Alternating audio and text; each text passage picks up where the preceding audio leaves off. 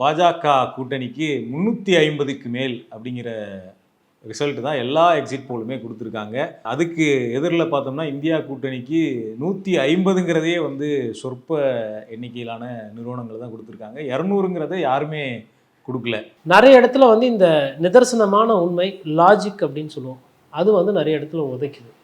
உதாரணத்துக்கு எங்கெல்லாம் உதைக்குதுன்னா, ஒரு 7 மாநிலத்தில் உதைக்குது, பெரிய மாநிலங்கள்லேயே உதைக்குது.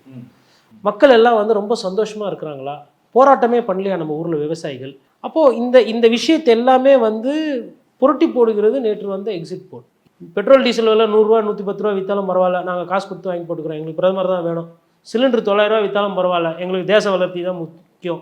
இந்த பிரஜ்வல் ரேவண்ணா போன்ற ஆட்களோட அந்த வீடியோலாம், வீடியோ டேப்பெல்லாம் வந்து போயிருக்கு, பென்ட்ரைவில் நிறைய லீக் ஆகிருக்கு. இதெல்லாம் கசிந்தும் கூட வெளியே வந்தும் கூட எந்த தாக்கமே இல்லை. மோடி வந்து பயங்கர ஃபைனாக இருக்கார் அப்படின்ற மாதிரி ஒரு எக்ஸிட் போல்